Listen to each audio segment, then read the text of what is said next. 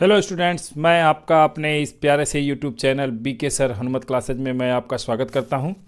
और हम लोगों ने अपने पिछले वीडियो में अल्कोहल के बारे में पढ़ा था और अल्कोहल में उनकी बनाने की विधियों के बारे में पढ़ा और इम्पॉर्टेंट विधियों के बारे में पढ़ा और कुछ उनकी केमिकल प्रॉपर्टीज भी पढ़ा था। आज उसी कड़ी में बहुत इम्पॉर्टेंट रिएक्शन, बोर्ड का पसंदीदा प्रश्न, डिहाइड्रेशन ऑफ एल्कोहल, एल्कोहलों का निर्जलीकरण कैसे होता है और इसकी मैकेनिज़्म भी आपके बोर्ड के पेपर में पूछी जाती है। तो आप इसको पहले एक बार स्क्रीनशॉट ले लीजिए और इसके बाद तब मैं आपको समझाता हूँ। आप एक बार इसको स्क्रीनशॉट लीजिए और तब मैं इसको समझाता हूँ। उम्मीद करता हूँ कि आपने स्क्रीनशॉट ले लिया होगा। और अब आइए देखते हैं। देखिए होता क्या है, एल्कोहल को हम जब हीट करते हैं तो वाटर निकलता है, पानी, जल। तो और जैसा रिएक्शन ही है निर्जलीकरण, डिहाइड्रेशन मीन्स पानी को निकाल देना।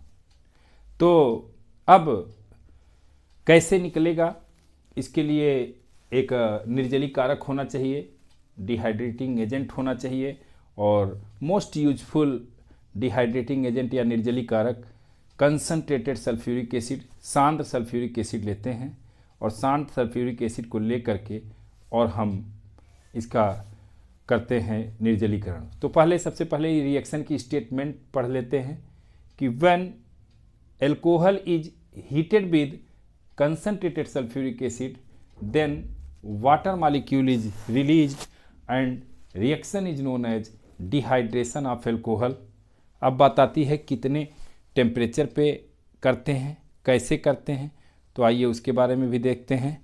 एग्जाम्पल लेते हैं ethanol. When ethyl alcohol heated with, ये है आपका एथिल अल्कोहल,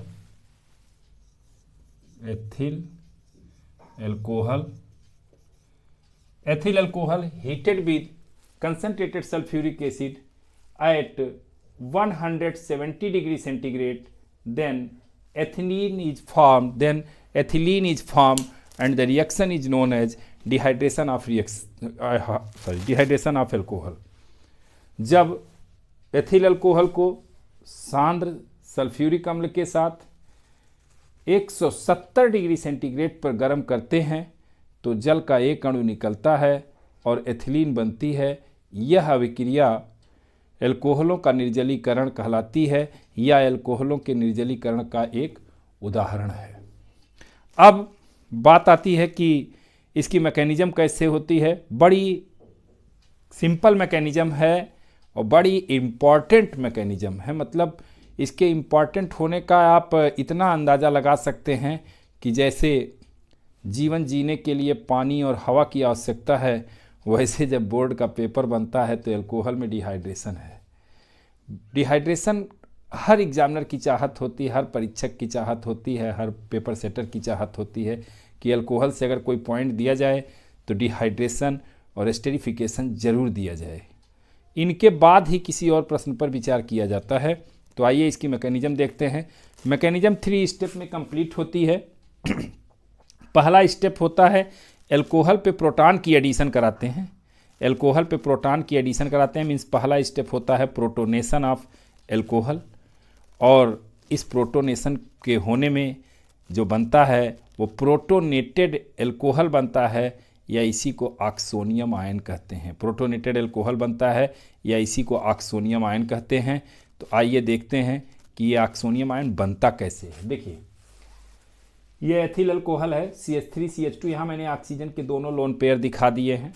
इसके बाद ये हाइड्रोनियम आयन है, H2O पर एक और प्रोटॉन जब ऐड होता है और पॉजिटिव ऑक्सीजन पे आ जाता है तो उसे हाइड्रोनियम आयन कहते हैं।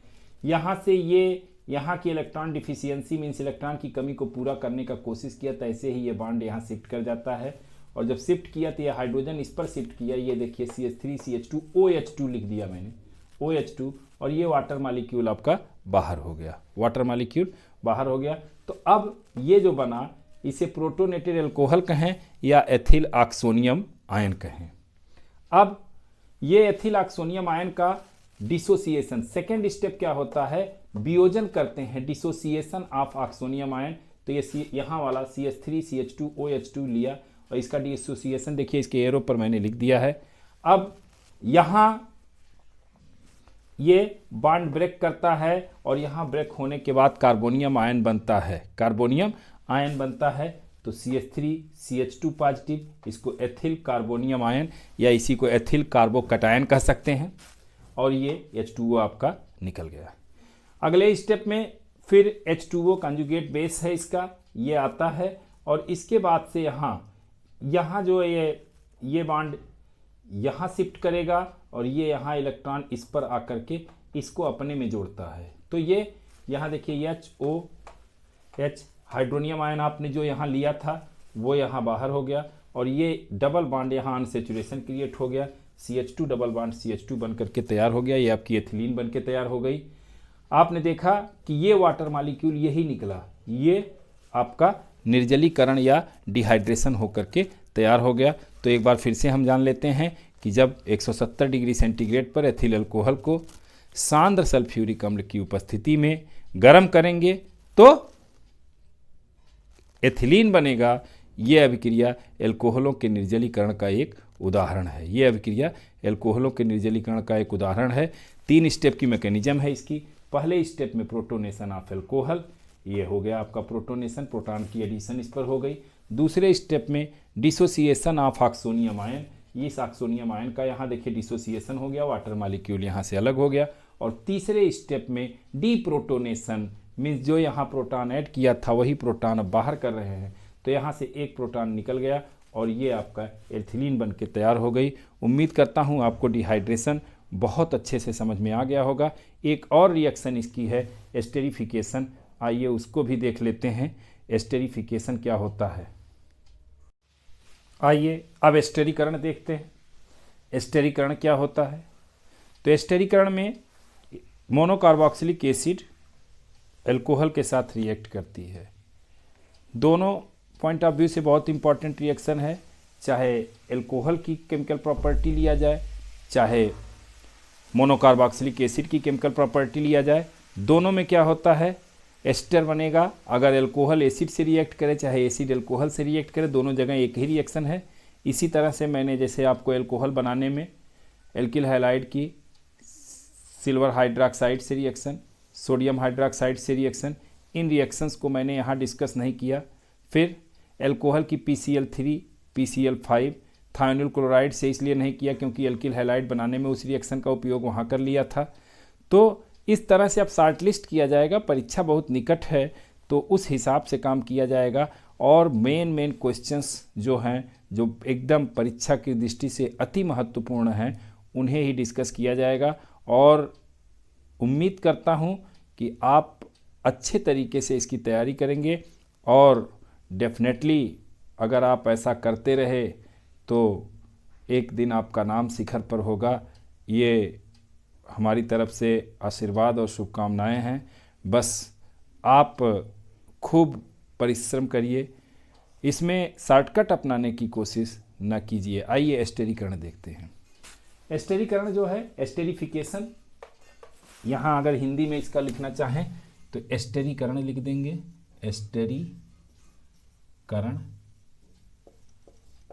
तो जब एल्कोहल को मोनोकार्बोक्सिलिक एसिड के साथ सांद्र सल्फ्यूरिक अम्ल की उपस्थिति में गर्म करते हैं तो जल का एक अणु निकलता है और एस्टर बनता है। यह अभिक्रिया एस्टेरीकरण कहलाती है। When alcohol heated with monocarboxylic acid in presence of concentrated sulfuric acid, then it form ester and the reaction is known as esterification reaction। देखिए ये मोनोकार्बोक्सिलिक एसिड है RCOOH प्लस HOR- उल्टा करके एल्कोहल को लिखा है, प्राइमरी एल्कोहल है। इस एल्कोहल की रिएक्शन यहाँ करा दिया और कराने के बाद देखिए कंसनट्रेटेड सल्फ्यूरिक एसिड की प्रेजेंस में क्या किया जा रहा है, गर्म किया जा रहा है, हीट किया जा रहा है। RCOOR- बन के तैयार हो गया, ये एक एस्टर है, plus H2O। Means monocarboxylic acid alcohol, इसमें इस रिएक्शन में एल्कोहल का H और मोनोकार्बोक्सिलिक एसिड का OH निकलता है। याद रहे गलती से भी कभी इसका OH नहीं निकालेंगे। तो ये एल्कोहल का H और मोनोकार्बोक्सिलिक एसिड का OH निकलता है और ये एस्टर बनता है। आइए इसको एक एग्जाम्पल के माध्यम से समझते हैं। क्या है एग्जाम्पल देखते हैं।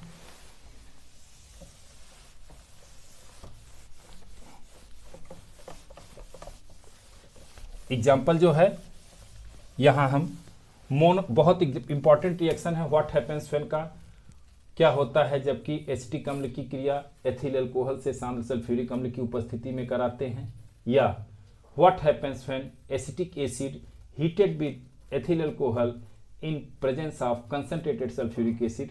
दोनों प्रश्नों का जवाब एक ही है, how to form ethyl acetate from acetic acid और एथिल अल्कोहल। मतलब एथिल अल्कोहल से acetic acid, sorry ethyl alcohol से आप एस्टर कैसे बनाएंगे, एसिटिक एसिड से एस्टर कैसे बनाएंगे, और एथिल अल्कोहल और एसिटिक एसिड को हीट करके आप एस्टर कैसे बनाएंगे।